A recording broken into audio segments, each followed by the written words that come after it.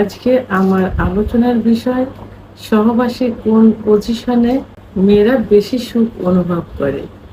দেশের এবং প্রবাসের ভাই বোনদের প্রতি সালাম। আসসালামু আলাইকুম। আমি প্রভাষক ডাক্তার রিক্তা পারভিন, হোমিওপ্যাথি এবং আয়ুর্বেদিক চিকিৎসক।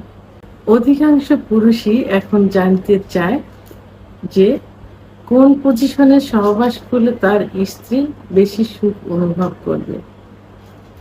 বাংলাদেশ সহ এশিয়া মহাদেশের অধিকাংশ পুরুষের যৌন অক্ষমতায় ভুগে থাকে।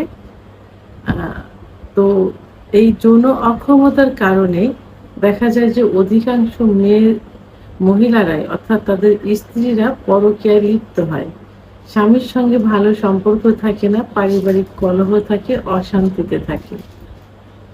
তো সেই ক্ষেত্রে পুরুষ বিভিন্ন পন্থা অবলম্বন করে তার স্ত্রীকে একটু সুখ দেওয়ার জন্য, কারণ তারা মুখ ফুটে বলতে পারে না এবং লজ্জা পায় চিকিৎসা নিতে, যে কারণে বাজারে গিয়ে একটা অন টাইম ফার্মেসির থেকে কিনে এনে খাইতে থাকে। একটা সময় অন টাইমে কিন্তু কাজ করতে পারে না, অর্থাৎ কাজ করে না। আবার দেখা যায় যে কিছু হালুয়া এই জাতীয় কিছু চিকিৎসা নেয়, বিকল্প ধারার কিছু চিকিৎসা নেয়, যে চিকিৎসাতে যে কয়দিন ওষুধ খায় সে কয়দিন ভালো থাকে, ওষুধ শেষ হয়ে গেলে আবার আগের মতো হয়ে যায়। এমন হয়ে থাকে যে আগের থেকে বেশি খারাপ হয়ে যায়। তখন তারা এবং স্ত্রী তখন তাদের মানে অবাধ্য হয়ে যায়, তাদের সাধ্যের ভিতরে থাকে না, আয়ত্তে থাকে না। তখন সেই স্ত্রীকে ম্যানেজ করার জন্য তারা ওষুধের পাশাপাশি বিভিন্ন ওয়ে খুঁজতে থাকে কিভাবে স্ত্রীকে একটু সুখ দেওয়া যাবে। তো এই ওয়েতে, এই সূত্র ধরে তারা জানতে চায় যে কোন পজিশনে সহবাস করে তার স্ত্রী একটু বেশি সুখ পাবে। তো সাধারণত বাঙালি, বিশেষ করে এশিয়া মহাদেশের দম্পতিদের সহবাসের যে পজিশনটা, সেটা হলো স্ত্রী বেডে থাকবেন, স্বামী স্ত্রীর উপর থেকে সহবাস করবেন। এটাই কিন্তু বেশি প্রচলিত। তো সেই ক্ষেত্রে যদি স্বামী যৌন অক্ষমতায় ভোগে, বিশেষ করে যদি দ্রুত বীর্যপাতের সমস্যায় ভুগতে থাকে, তা উপর থেকে সহবাস করলে সাধারণত পুরুষ যদি উপর থেকে সহবাস করে তাহলে তাদের শক্তিটা বেশি লস হয়। এবং যদি মোটা থাকে, যারা বেশি মোটা থাকে তারা অনেক সময় হাঁপিয়ে যায়। আর মোটা থাকলে কি হয়, তাদের লিঙ্গ আকৃতিটা কিন্তু ছোট হতে থাকে, ছোট হয়ে যায়। তো সেই অবস্থায় যদি উপর থেকে স্ত্রীর সঙ্গে সহবাসে লিপ্ত হওয়া যায়, তো অনেক স্ত্রী কিন্তু স্ত্রীর ভিতরে যে জরায়ের মুখটা থাকে, সে জরায়ের মুখে যদি স্বামীর পুরুষাঙ্গটার ঘর্ষণ লাগে তাহলে সুখ অনুভব করে। তা এইভাবে যদি মোটা হয়, মানে স্বামী যদি মোটা হয়, তখন তার যে লিঙ্গের সাইজটা আসে, এই সাইজটা দিয়ে অনেক সময় জরায়ের মুখে স্পর্শ করা সম্ভব হয় না, এবং স্পর্শ করার আগেই স্বামীর বীর্যপাত হয়ে যায়।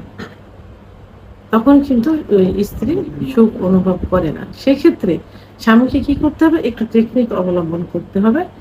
তো সেখানে নিজে শুতে হবে। যারা মোটা থাকে, যাদের দ্রুত বীর্যপাত হয়ে যায়, যাদের সহবাসে স্ত্রী সুখ পাচ্ছে না, তখন কি করতে হবে, স্বামীকে শুতে হবে, স্ত্রী উপর থেকে যৌন কার্য পরিচালনা করবেন। এতে কি হবে, তাদের কাঙ্ক্ষিত যে চাওয়াটা থাকে, অর্থাৎ যে জরায়ের মুখে স্বামীর পুরুষাঙ্গটা স্পর্শ লাগবে, এটা কিন্তু খুব ইজি ভাবে তারা নিজের আয়ত্তে এনে সেই স্পর্শটা কিন্তু তারা করাতে পারে, কারণ তখন যৌন কার্য তার আয়ত্তে থাকে, তারা ইচ্ছা মতো এটা ব্যবহার করতে পারে। এবং তাদের যে জি স্পট জায়গাটা থাকে মহিলাদের, সেই জি স্পট জায়গা, অর্থাৎ যেখানে ঘর্ষণের কারণে বীর্যপাত হয়, সেই জি স্পট জায়গাটা কিন্তু থাকে প্রসাবের যে স্থান থেকে, প্রসাবের স্থানের নিচে।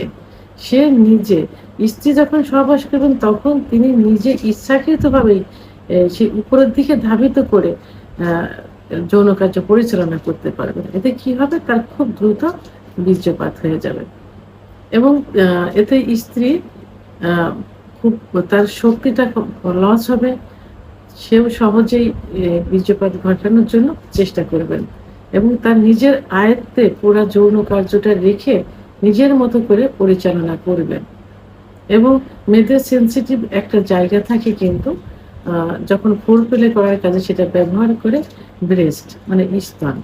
তো যখন উপর থেকে সহবাসে লিপ্ত হবেন তখন স্তনটা তার হাজবেন্ডের দ্বারা খুব সহজেই স্পর্শ করাতে পারবেন। এটাতে তিনি আরো বেশি সুখ অনুভব করতে পারবেন। তো এজন্য মেয়েরা এই পজিশন অর্থাৎ স্বামী নিচেই থাকবেন, তিনি উপর থেকে যৌন কার্য পরিচালনা করবেন নিজের আয়ত্তে রেখে, টোটাল সুখটা তিনি অনুভব করতে পারবেন। আর এই পজিশনটাই তার কাছে সবচেয়ে সুখের মনে হয়। তো ভিডিওটি সম্পর্কে যদি কোনো মতামত থেকে থাকে অবশ্যই কমেন্টসের মাধ্যমে জানাবেন। আর ভিডিওটি ভালো লাগলে লাইক, কমেন্ট, সাবস্ক্রাইব করে আমার সঙ্গে থাকুন। আল্লাহ হাফেজ।